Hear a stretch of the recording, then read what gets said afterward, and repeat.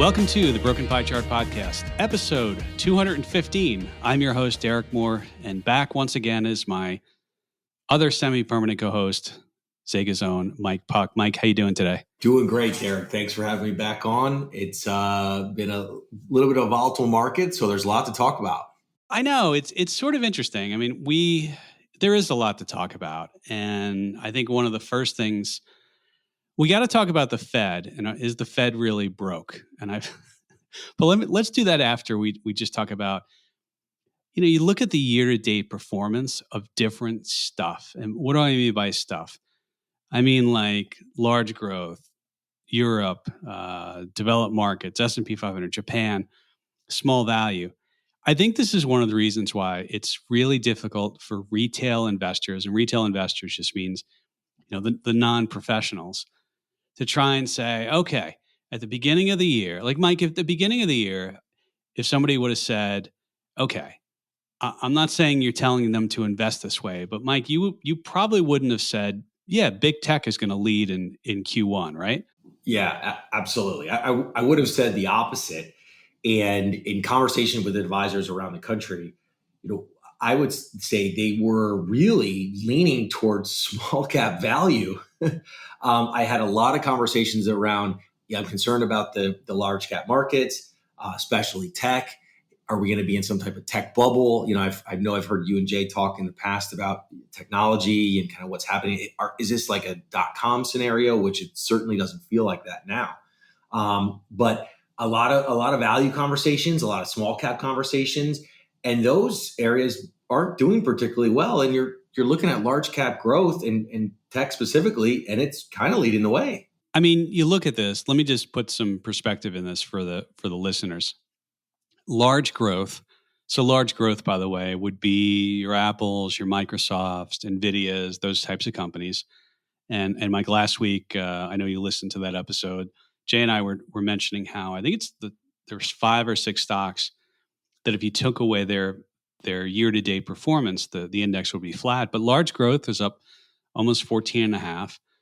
And the S&P was up, 7.5%. Japan, 6.5%. Then you have international developed was plus 8.6%. And then Europe specifically was up over 10%. And you mentioned large value. I mean, large value was up, but it was up 1%. Commodities were down, 7.5%. So, yeah, I mean, I think and I'll mention Bitcoin was up, but I always have that debate about Bitcoin and, but yeah, Mike, I mean, going in, you would have thought, okay, there's, I wouldn't want to say no way, but you say, okay, the Fed's raising rates and we're hearing about tech layoffs, and then that's the thing that does well. And then developed international. Although, Mike, you and I did that podcast, it was a couple of weeks ago. I'll link to it in the show notes. We talked specifically if the dollar came down, international would do well. And guess what? The dollar came down, right, Mike? Yeah, we did talk about it. So a couple things. One, on the value side, you would think that would be the space that's doing the best, right? You've heard the recession word is being thrown out there constantly coming into the year. So you're thinking, all right, well, where do I hide from a recession? You're thinking, well, dividends or kind of the value side is more conservative, more consistent companies, not so growth oriented. And that hasn't done well, like you quoted right here. I'm looking at it, up 1% on the year. So really we've seen the large cap growth, and a lot of times that's tech, but large cap growth companies do well. It seems to me like the safe haven, at least for this market, is those large cap growth companies, are the Microsofts, the Apples, the Googles. At least right now they are, right? And I think the reasons for that are they're just so big. They're multinational. They get so much of their income derived from all over, different avenues. So I think that's why they're doing well. They have plenty of cash on hand, right? They don't need to issue new debt at these higher levels. They issued it at the lower levels. So I think that's why you're seeing large cap growth do well. And then on the Europe side or the international side, yeah, we talked about that maybe a month ago or so. And when I was at the conference, that was the number one theme. going into 2023 was, let's look for international stocks because the dollar is going to depreciate. And that is leading the way. One of the top three performers so far is the international markets, or at least Europe and EFA are both doing really well. And yeah, I think it was probably, if you added a little international to the portfolio in the beginning of the year, it's probably helping out. By the way, I do think it's interesting that the TIPS, Treasury Inflation Protected Securities, were up close to 6%. And in the throes of the worst, inflation, and of course, TIPS have duration and they have interest rate risk, but TIPS didn't do well last in 2022. I mean, that you think about, at the end of 2021 into early 2022, if you knew inflation was going to run like it did, you'd be like, oh, I'm all in on TIPS. And that wasn't the thing that did the best. I mean, I think high yield did better than TIPS, that's just goes to show you, right? Right. Yeah, I think it did too. High yield did, yeah, I think much better than TIPS last year, but TIPS are doing great now. Looking at the high yield space up 3.6. So yeah, high yield's probably faring okay. It's definitely the better yields, I think, are probably going up, right? I mean, high yield's got to be paying a little bit more than it was a few years ago at this point, right? Oh yeah, yeah. I mean, the spread above Treasury. So we look at the credit spread, which is the spread between the interest rate on high yield and the interest rate on, let's say, Treasuries. It's been hovering close to 500 basis points, which, when we say 500 basis points, that's 5%, meaning you're getting close to 5% of a yield above what you would get in a Treasury. And so, there's some data we talk to, I read some of the stuff that State Street puts out, and we talk to different people on the street, and the higher the credit spread, usually there's some link to the forward performance on that. Now, you and I both know, Mike. I mean, what we do is we buy the markets, we hedge, we do use some high yield in some of the portfolios as a funding source for some of the hedged equity. But Mike, the other thing too is, don't you think that? And I'm sort of leading the witness here. I'm leading you into this.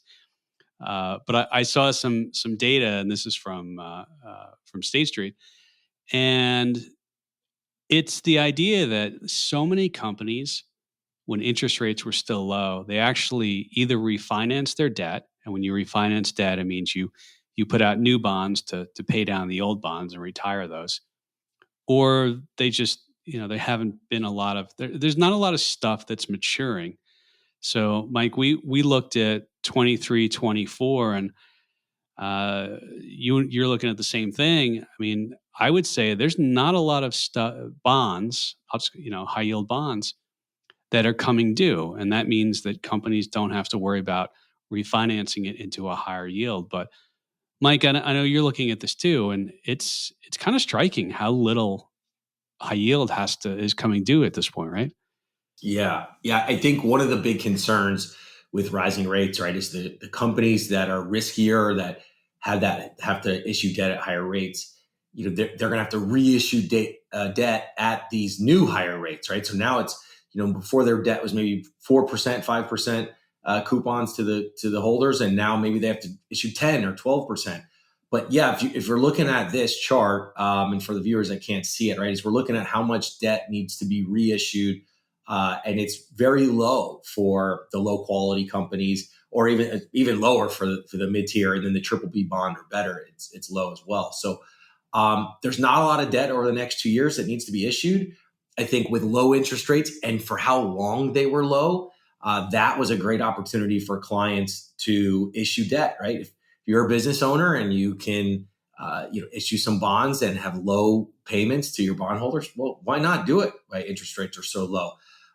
Same thing if you own a house, right? You own a house and you had the opportunity to take a HELOC the past 5 years at a really low rate. Why not do it, right? You're getting money cheap for 3-4%. So I think you probably saw a lot of businesses lock in those lower rates over the past couple of years. And so now they're kind of locked in. They don't have to reissue debt at these higher rates. It kind of changes as we go further along into 2025 and 2026. Hard to predict where rates will be then.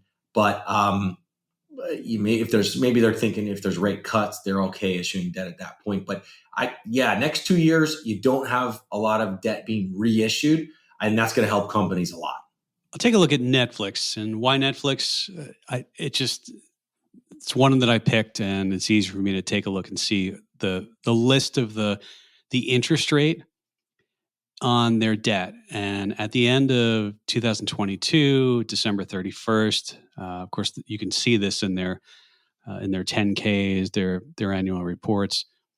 But their average weighted debt is about 4.75%, meaning you take out all the bonds they've issued and you blend them all together by weighting, and that's about. So I just randomly pulled this company, and I think Netflix. I know it's high yield on, is it S&P or Moody's? One of them has it as high yield. I don't know what the other one has it. But I'm just looking through this, Mike. I mean, they have 3% coupon debt. They have 3.63%. They have a 6.38. I don't know. I'd have to. I wasn't prepared, Mike, to dig through this and give you the maturities on there. But I think that's a good example. Like, imagine if they had to refinance all their debt right now, and their weighted average interest rate on their debt outstanding is 4.75. Well, the 2-year Treasury is just a little north of 4%. So you'd think investors would want a spread above what they could get either risk-free or corresponding maturity in treasuries. And I'm just going to say, I mean, I think if they had to refinance all that, they'd have to pay more. So I think that's a good example, Mike, of what you're talking about from the graph you're explaining to the listeners that, yeah, I mean, if you don't have to refinance debt, you get to enjoy those lower rates. Yeah, so I looked it up here. So it looks like Moody's did rate them for 2023 with a Baa3 or a Ba1. So they've actually been upgraded to investment grade. Looks like. Well, is that investment grade, Derek? Baa3? Oh, I always, I know the S&P, like the AAA and stuff like that. But what would you say it was? Baa3? Hang on. I have like a little cheat sheet that shows me that if I can bring it up, but hang on one second. We'll do this on the fly. That's fine. Yeah. So what'd you say it was? Baa? Baa3 is the Moody's rating currently on the debt. And while you're looking that up. Okay. So that's the lowest tier of investment grade. Okay. So that's like a triple B bond, right? Yeah, like a triple B minus, I guess, in S&P, I think. Yeah, you're right. If they have to issue new debt, it's going to be higher than if you can get a treasury at 4.25, right? Why buy Netflix at the same rate? So they'll have to issue higher. But they probably, and again, that's why you're seeing such low reissuance over the next 2 years, is because everybody locked in bonds at much lower rates the past 2 or 3 years. One of the things I guess is a downside, if there is one, to these companies having cheap debt still and the fact they don't have to refinance. There's this concept of zombie companies. And zombie companies is where their EBIT, earnings before interest and taxes, is not greater than the interest that they owe on their debt. In other words, if you earn $1 million in earnings before interest and taxes, so your EBIT, and let's say the interest that you owe on your debt is 1.1 million, well, you're not even making enough earnings to cover your debt. And that's called an interest coverage ratio. And the higher the interest coverage ratio, I mean, the EBIT to your interest that you owe, the theory is, in quotes, the healthier the company. So I guess one thing is, if there are zombies right now, and I don't have the current data on what percentage of Russell 2000 companies are zombies or S&P, but you see it more in the Russell 2000. I guess that's one thing is hasn't been a flushing out of some of those companies, and I don't know. I don't follow it on a deep enough level, the Russell 2000, but I guess that's one downside if you want to have a sort of a repurposing of capital. But look, I mean, I think if nothing else, Mike, if the Fed is right on their dot plots, and we know that long term, they never really are. But let's say that rates actually come back down in 2 or 3 years. Well, these companies don't have to refinance. And if they have to refinance in a couple of years and the Fed's dot plots wind up being right, then they get to refinance at lower rates again. Maybe not as low, but not as bad as today. So, Mike, I'll chalk this up to we'll let everybody know when it happens, right? Yeah, yeah, absolutely. And I think most people position themselves well for this. I think that's why you're seeing these, low refinance rates or low refinance rates of companies over the next 2 years. So you're right. They probably are anticipating lower rates in the future. Like you said, we'll see. I mean, Apple at one point, I think it was cheaper for them to issue debt, even though they had cash on their balance sheet and didn't necessarily need to issue the debt. I think they issued the debt. And I could be wrong, but I think they were issuing debt at somewhere around 1% or even less. But it was cheaper for them to do that than repatriate overseas profits back to the US and pay the taxes. It was a better deal for them. So, all right, well let's transition, Mike, and I want to talk a little bit about just correlations. And this is from Uri and Timmer at Fidelity. By the way, that other chart was also a Fidelity chart. I'll want to make sure and give them credit, but he had put something out on Twitter, correlation matrix, the last 12 months. And basically, a correlation matrix just takes a look at different asset classes, and it's a really fancy looking graph. And on the left hand side, you find an asset class and you match it with the one up top, and you meet in the middle. And so, Mike, I don't know what you're seeing here, but it seems like there's a lot of high correlation, especially with whether it's international or even some of the investment grade and the high yield bonds, right? Yeah, and I think when the markets usually drop, right, we see correlations usually get closer to one, right? So things are highly correlated in down markets.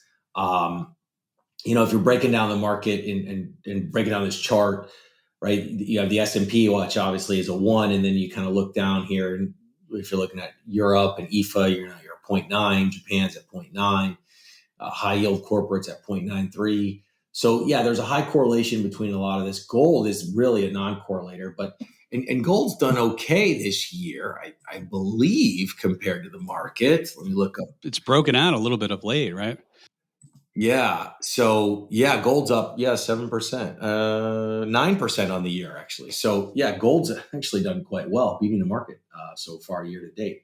Um, Interesting to see the 60-40, Derek, right, at a 0.99 correlation to the S&P. All right. I was gonna ask you about that. I was gonna say, can you guess which one I'm like not the most surprised at, because I know, but I'm glad you went there. Talk about that. Yeah. So for if you can't see this chart, what we're looking at is correlation to the S&P, and you get down to the traditional 60-40, and the correlation is 0.99. So highly correlated to the S&P 500. I think this is a misconception that a lot of retail investors think is, hey, I'm going to invest in 60-40, and I'm not going to be correlated to the S&P because 40% of my portfolio is going to be in bonds, and that's not going to be correlated. Well, we saw that last year pretty much fall apart where the 60-40 did not work. And it looks this year to be highly correlated again. So think again, if you're in that 60-40 and you're a retail investor, or you're even an advisor that's using the traditional 60-40 modern portfolio theory, right, which is what, 70, 80 years old at this point. I don't know if it's so modern. But yeah, I think the 60-40, I'm not saying it's dead, but it's certainly something to rethink. I think it's an important point to make too, Mike, is that correlations can be on the downside and on the upside. And so a lot of people say, well, bonds have come back a little bit as interest rates have come down. But Mike, I mean, it's like if they're both acting the same, what is the 40% really doing? Good question. Yeah, I mean, it's not doing anything if they're both acting the same. I mean, look at last year, right? S&P down 18, bonds down 19. That's not supposed to happen. That 40%, at least from a client's perspective and a retail client perspective, their thought is that 40% is not going to go down like the S&P 500. And on the other side is not go up like the S&P 500. That's the point, is stability in the portfolio. And I don't think we've seen that over the past year and a half or so with that 40% if you're in that traditional 60-40. It's not provided stability. It's not provided protection. It's really has been an eye opener to people that I think follow that 60-40 portfolio. And this, looking at a correlation matrix, is showing, hey, it's highly correlated to the S&P 500. So I think too, with rates kind of stabilizing, I know there's still talk about them going up, but I don't know how much growth that 40% of your portfolio gets right now. So you got to keep that in mind. The 60-40 is just not as diversified and uncorrelated. That 40% is not as uncorrelated as you might think. In a traditional recession, where the playbook is equities sell off and the Fed comes in and jams rates lower, in a traditional recession like that, you would expect that 40%. Now, I will say back in 08, 09, the US AGG did have some mortgage-backed securities and some things that got tagged. And there were some mutual funds that had different allocations of parts of the bond universe. And there was some pain there. And so, look, I mean, the CFA Institute, and I've talked about this before, they did a paper. I can't find it anymore. Otherwise, I'd link to it in the show notes. Maybe you can Google it. But they looked at over longer terms, longer periods, thinking like over 10 years out, your annualized return tends to equal whatever the starting yield was when you bought it. And so, if you're buying a treasury now, over the next 10 years, according to some of those studies, you'd say, okay, well, my return's going to be better than when it was 1% or 0.75% on the 10-year. So we'll kind of see what happens. But I just thought it was interesting. And I think it's a great point, Mike, that you make, that when things get really bad, the correlations go to 1. Things are bad, though, Mike, for the Federal Reserve. And what do I mean by this? Well, the Federal Reserve came out with their year-end. I don't know if it's an actual audit, but they come out with a year-end report, and they came out in their documents. I'll put a link to it in the show notes. But you remember, Mike, how all those banks have those treasuries and those mortgage-backed securities and different stuff with higher duration. Interest rates go up, bond prices go down. Well, the Fed was not immune. Now, the Fed at the end of 2022 had fair value on their balance sheet of $7.349 trillion worth of things like, MBS, mortgage-backed securities, treasuries, notes, bills, residential, commercial, all sorts of agency stuff. And you say, okay, well, that doesn't really mean anything to me. Their cost on that was $8.429 trillion, which means the cumulative unrealized gains or losses in this case was $1,080,354,000,000 and change. So if the Fed was a commercial bank, I guess it would have to rescue itself, Mike, right? Yes. If you look at the numbers, right, they're holding all of these different areas, right? These are different bonds that they hold, and is this saying that their balance sheet is much riskier than maybe they're alluding to when you see them on TV and you see them during the conferences on CNBC?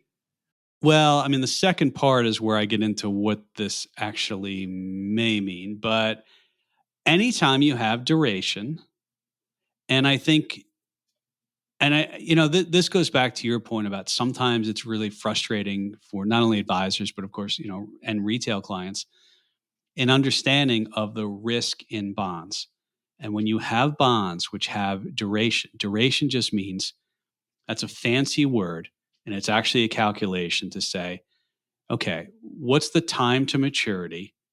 And duration is not the time to maturity. Duration is how much will I make or lose for every 100 basis point or 1% change in interest rates? And yeah, when you have duration, and the Fed has some duration here, they're down. Now, I mean, on the grand scheme of things, if I doing my math here, they lost a little over $1 trillion on a 8.429. So they're down 12.81% right now on their holdings. But if you had depositors that were pulling money out of the bank, I mean, but yeah, Mike, I mean, it's no surprise. The interest rates went up, bond prices go down, right? Yes. So yeah, and that makes more sense. So as I'm looking at this, is you're right. So if you think about Silicon Valley Bank, right, is that they had all these long-term bonds that had a lot of duration risk. The Fed hiked very quickly, and those long-term bonds marked down. Right, and then people wanted their assets, and they had to sell the bonds at a major discount. So they lost a bunch of money and put the bank out of business. And a Signature Bank was next, right? So yes, the Fed has this duration risk as well. I think so. You got to be careful with that. And you're right. People get kind of confused, and I think definitely clients or any investor can get confused with the term of duration risk, right? But it's that 100 points, 100 raise in 100 points, raise or fall in 100 points or 100 basis points, which is going to determine the duration risk of your bond portfolio. So yeah, when you look at the Fed, they carry some duration risk as well, not just the banks or individuals who own bonds. Of course, the Fed is not a commercial bank, and they can't really go bankrupt. But there is an interesting thing, and this is a little bit of inside baseball, but I'm going to simplify this. The Fed each week they make a remittance to the Treasury, and so what does that mean? Well, to give you an example, they earn interest on all these holdings, so they earn coupon payments. Or as an asset, a bond matures, they get par value back, but basically they pay their profits back to the Treasury. And last year, starting in I think it's September 7th, they actually had a debit. So what does that mean? Well, think about what the Fed is doing right now. The Fed is providing liquidity. They're doing things in the reverse repo market where they're paying 4.8 something percent.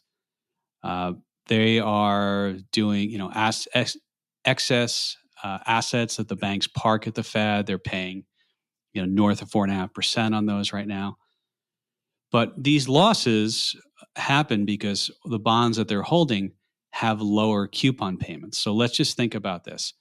Imagine all you had was a $1,000 bond and you earned 2% on that. But you're paying on $1,000 4.5%. The difference there is what, 1.5%, right? If I'm doing my math. No, 2.5%. So the Fed is paying out at this point more interest, let's say, to banks than it is receiving from its portfolio of bonds. And what that means is each and every week, they're supposed to remit the interest to the Treasury. Well, they've been paying out more interest. And so they actually have sort of an IOU. It's called the deferred asset. And since September 7th, every week, it's been a negative. I total it all up through, let's say, March 29th. This thing goes every Wednesday. I don't have it yet for this week. And it's about $556 billion. So it's sort of interesting. And so from my count, it owes $556 billion. And if you go back and you say, okay, is that big? Well, 2021, it paid the Treasury about $109 billion, I believe. Yep. 86, 87 billion in 2020, 55 billion in 2019. So it normally pays. And does that mean the Fed is going bankrupt? It does not. It's sort of an accounting thing where when this mismatch in interest they're paying versus interest they receive at some point settles itself out, they'll eventually pay that to the Treasury. But yeah, Mike, it's right now the Fed owes the Treasury money, and it's sort of like an IOU, but it's quote unquote what they call a deferred asset. So leave it to the Fed to turn a liability into a quote unquote asset, right? Um, so does this have any? Is this a problem? I don't know. I guess you could say, well, this is money that the Treasury is not getting. So does that increase our budget deficit? Although I guess it's sort of like what do they call it in a you know accounts payable accounts. I guess the Treasury has sort of an accounts receivable that they will get at some point. But um, anyway, Mike, I may be the only person that finds this interesting, but it shows you what happens when rates go up this much. When the short end, we have this really high inversion right now. Short rates are much higher than long rates, and I don't know. That's what I got on this, Mike. Anything? Yeah. So I think if I'm thinking from a retail standpoint or an advisor standpoint, questions on this would be, what does this mean, right? So the Fed owes 556 billion to the Treasury. Is this what people are concerned about when they think about, hey, there's going to be defaults to like the U.S. economy or the dollar, things like that? Is that really a risk, or is this a pretty normal phenomenon that happens where they sometimes the Fed owes, sometimes the Fed doesn't owe? Does it go back and forth? I think if we look historically, that can maybe provide some clarity here on this. Is this pretty common for it to happen? Because I don't know off the top of my head if this happens. No, this is not normal, and it's sort of it's the size of their balance sheet, and it's the mismatch in the interest rate that they're paying on the short end versus the coupon payments they receive on their balances. So it's not normal. Does this have anything to do with treasuries defaulting? Absolutely not. No, this is the Fed sort of creates money. They buy treasuries. They were buying treasuries. Now they're sort of letting things run off the balance sheet. But no, and this doesn't have anything to do with the debt ceiling or. But no, this is not normal, and I don't think it means anything because the Fed, it's not a commercial bank. It's can't go broke. It just means, I think, if I'm deducing this right, that the Treasury doesn't have this money that they otherwise would. So, it's just interesting to me. Yeah, it is interesting to see, and it's interesting that we haven't been here before, where the Fed owes the Treasury. But like you said, it's kind of an IOU, and they go back and forth. So I think that's just it is. It's an interesting thing that we probably haven't seen before. So we'll see how it affects the market. But I think that creates a little uncertainty, which brings it back to, this is why we hedge, right? This is why we hedge our portfolios, because this is something that's never happened before. I've said this before on the podcast, and I'll say it again, which the market hates uncertainty.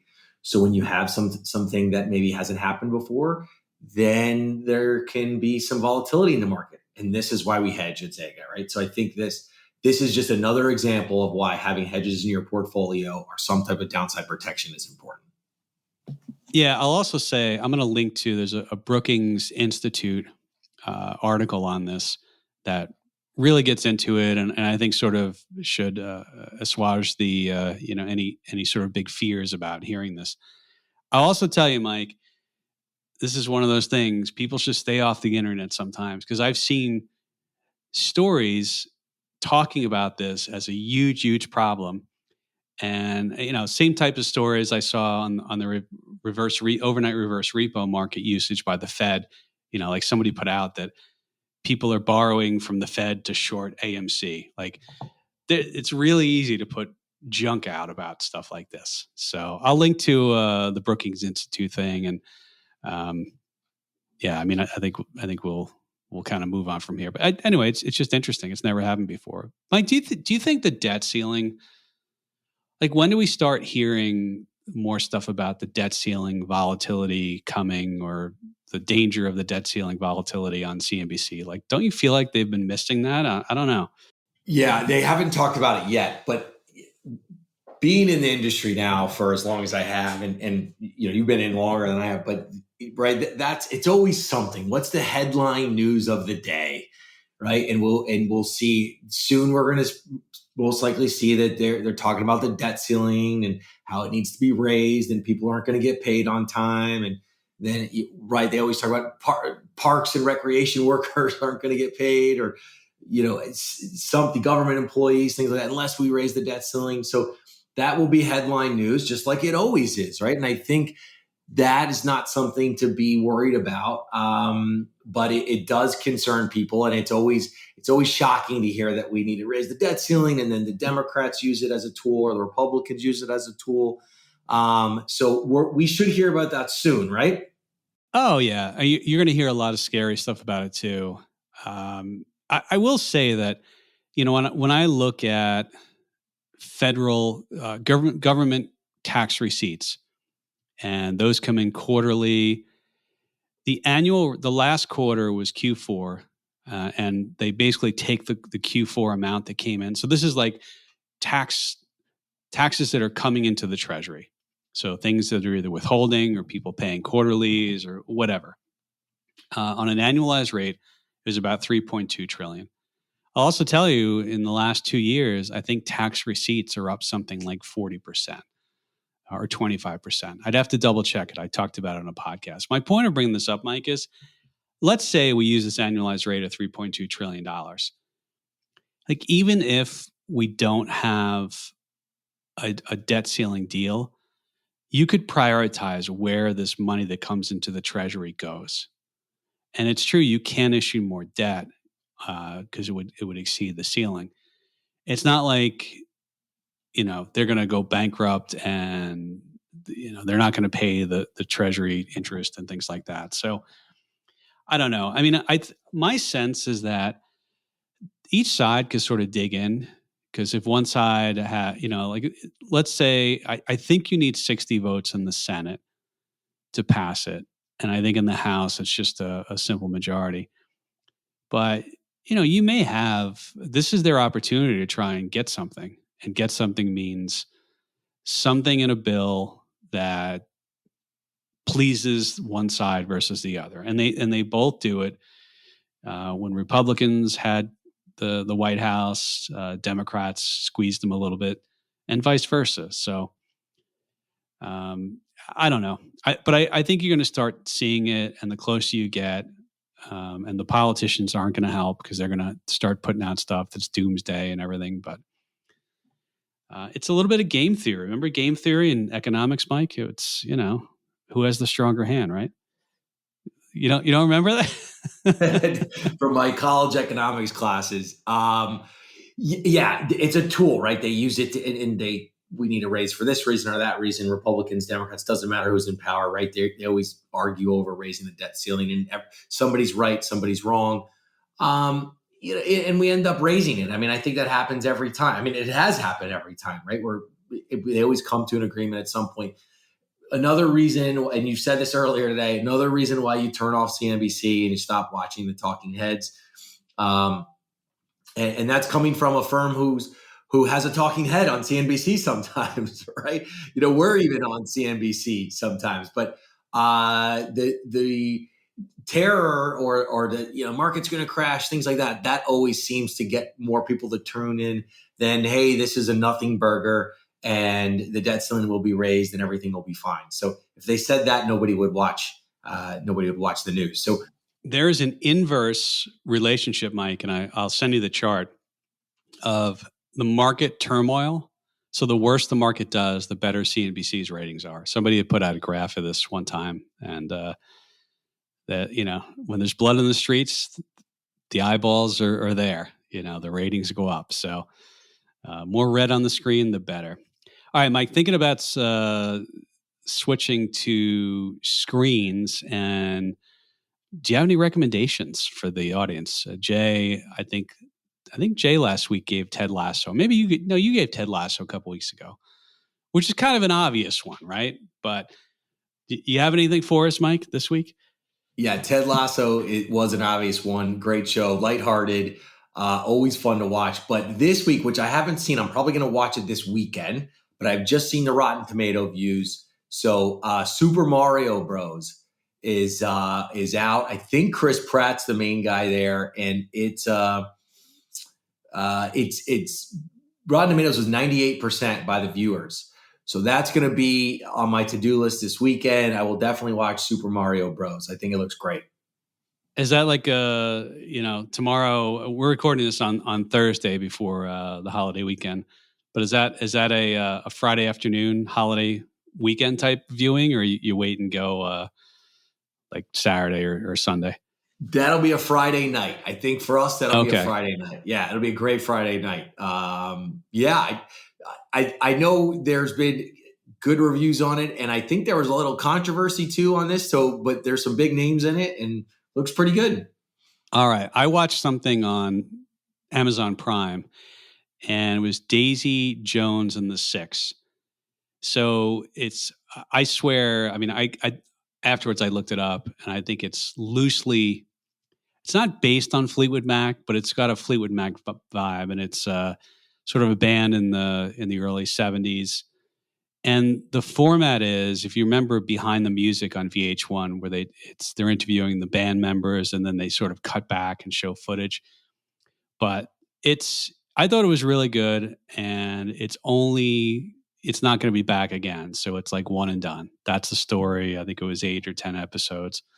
But Daisy Jones and the Six got some good music in it, and I think people would like that. So, Mike, that's my recommendation. It sounds good. I like the shows that have one season, one really good season. Remember, they had the chess show that was it was the Queen's Gambit, right? That was a great. Oh, that was really good. Yeah, yeah. Everybody ran out and bought chessboards, and myself included, right? And I was teaching my wife chess at the time. So one season, if it's a good one, it's usually pretty fun to watch. I remember hearing or reading actually, it was chess.com, and I guess they have an app. They saw an explosion of new players on their app playing chess. I will tell you, by the way, when I lived in New York City, there were the speed chess players in one of the parks down in Lower Manhattan near Greenwich Village, and basically you put up money and you can play one of them. And it was speed chess, so you're hitting the clock. And I put my money down, and let's just say I lost. I think might have been 30 seconds. I don't even know. It wasn't that quick, but it was like, yeah, they're pretty good. Yeah. So that's amazing. Really good. Really good and fun to watch. And I'll bring it full circle. So the Anya Taylor-Joy, who was in the Queen's Gambit, who's a star in the Queen's Gambit, the main character. She's in Super Mario Bros. So should be a good movie. That's long way to get to my recommendation, but that's how I got there. All right, fair enough. Well, everyone, by the time you listen to this, you'll already be into the holiday weekend or a little bit after, but we hope you had a good holiday. And Mike, thanks for coming on again. Thanks for having me again, Derek. It was great. All right. See you, everyone.